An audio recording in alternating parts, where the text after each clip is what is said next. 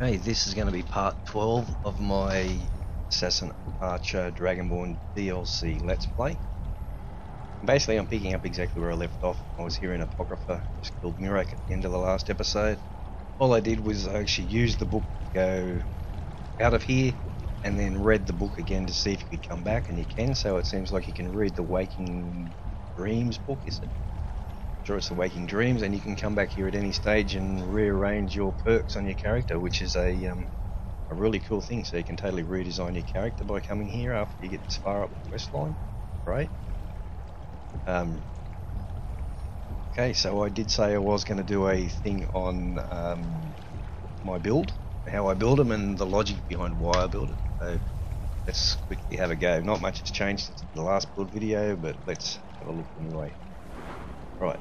So I basically build my characters. I play as an assassin archer most times. I do build these characters so that I can branch up and play a bit of magic or a bit of two-handed, a bit of one-handed, whatever. And basically to do that, I build my characters around alchemy, enchanting and smithing. And basically I just call them crafting. They're your crafting skills, they let you make things. So pretty much alchemy, I go 5 out of 5 into Alchemist, and then I go Physician and Benefactor, and they're basically the perks you need to create the best armor and weapon in the game.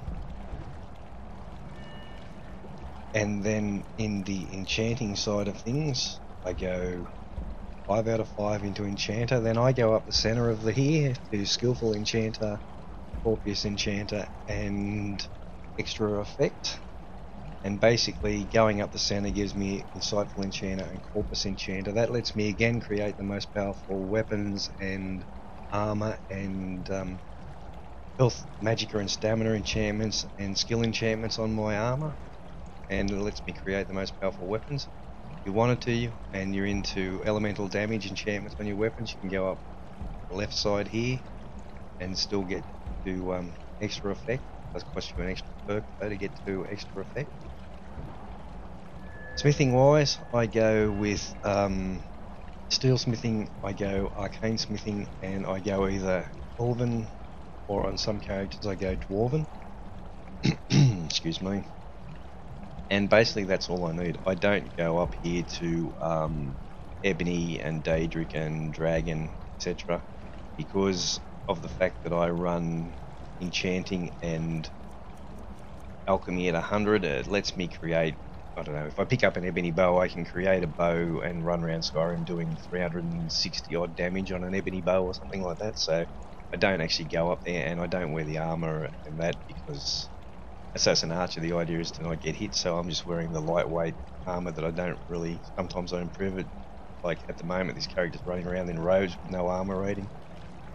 Speech, I go into speech because it lets me create things with my crafting skills, smithing, alchemy and enchanting at 100. It lets me create a whole pile of expensive stuff, and by taking 3 perks in speech up to merchant, it lets me sell any item I want to any vendor and buy anything I want: training, arrows, weapons, armor, resources, and it just lets me sell off anything. Basically, Skyrim's full of ingredients. You pick them up for free, your alchemy's high, you make potions, and you just use these 3 perks in speech to sell them off anywhere you want, and you're never short of money. And let's have a look here.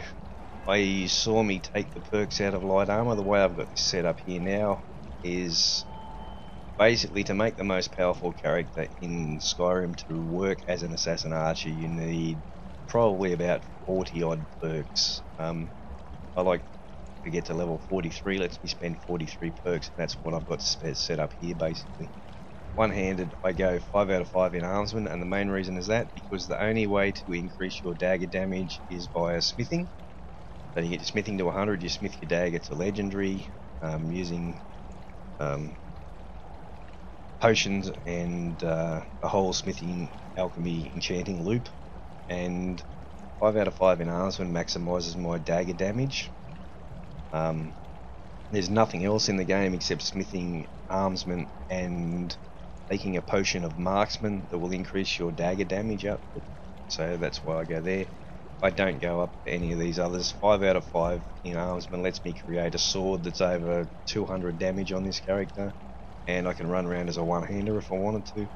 I don't go to dual flurry because most times I'm only running with daggers, and if you dual wield your dagger, you'll notice your character does a little animation before he power attacks a dual weapon power attack, where he flips the dagger in his right hand, and that animation takes up most of the advantage you get from running dual fury, so I don't run it.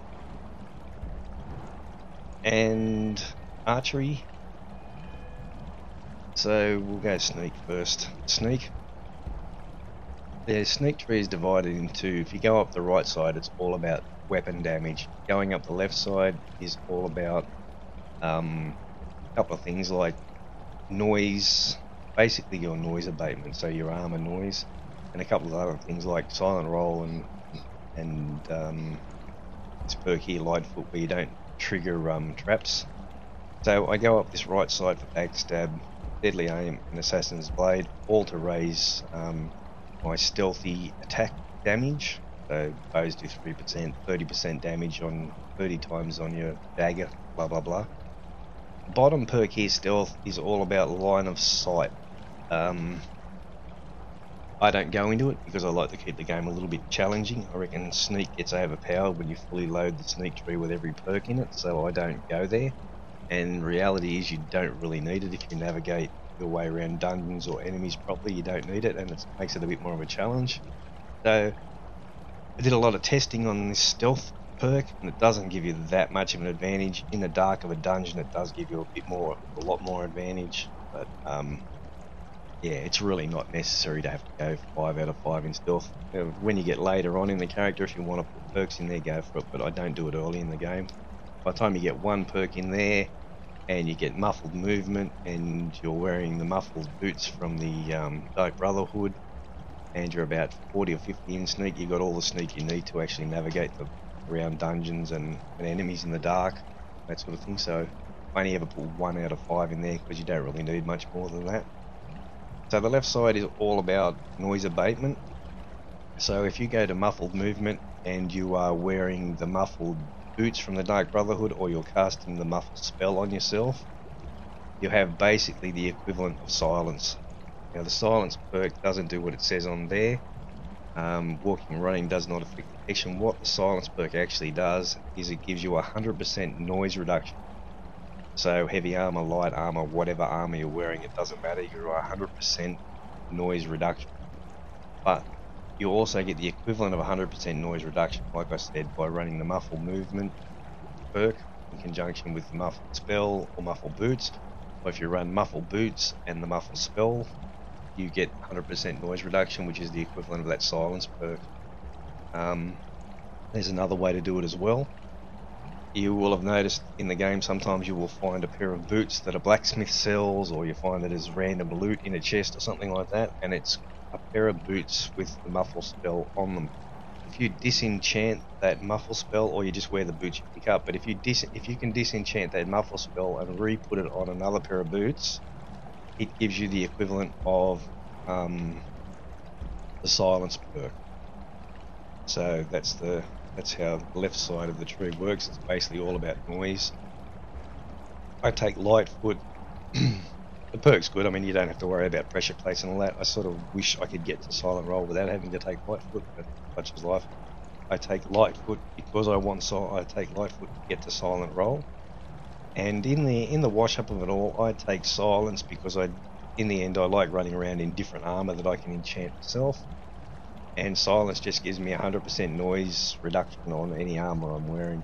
And then I can use the enchanting slots on my boots to put on 2 fortify stamina enchants, so fortify stamina and fortify stamina regen on my boots, and that's why I run the silence perk. I don't go to Shadow Warrior. If I want to become invisible, I just use a spell, or I use an enchant. I use potion. So that's pretty much the sneak tree. Like I said, you really don't need to go more than 1 perk into stealth.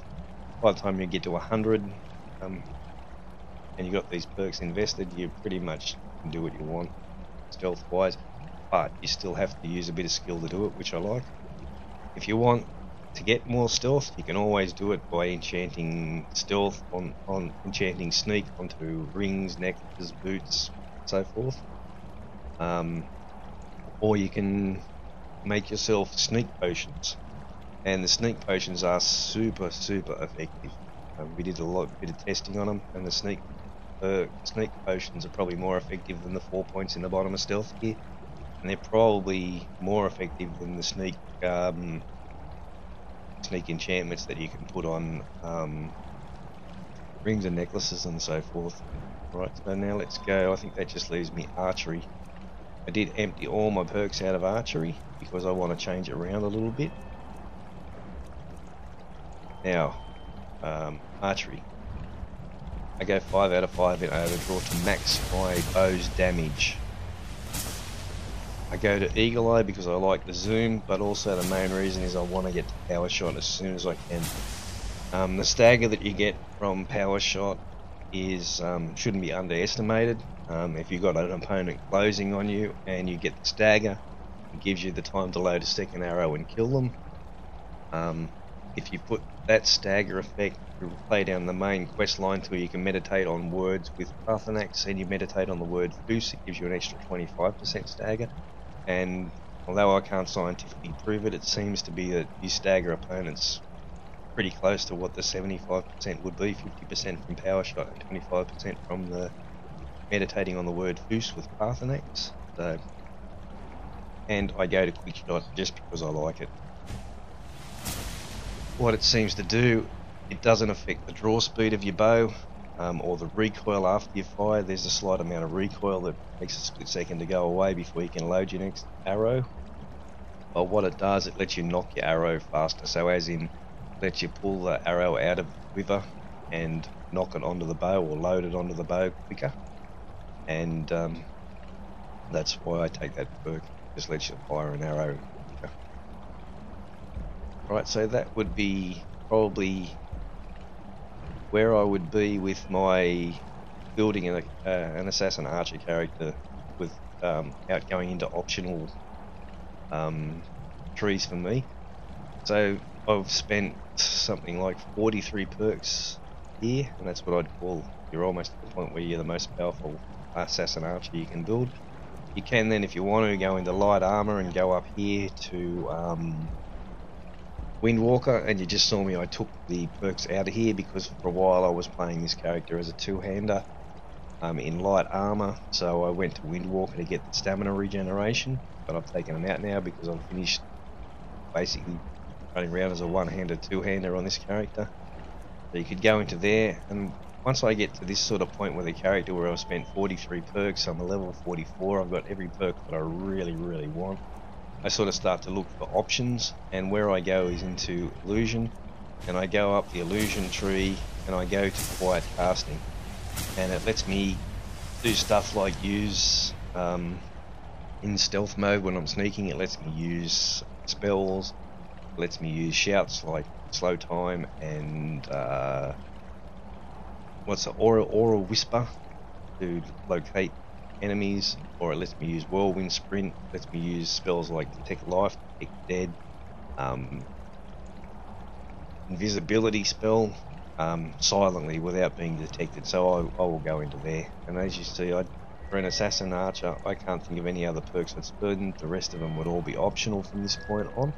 So that's pretty much the way I build a character, and basically I build all my characters around smithing, enchanting and alchemy, whether it's a one-hander, a mage, whatever. Mage not so much into smithing, but that's pretty much the way I do it, and the reasons why I take the perks I do.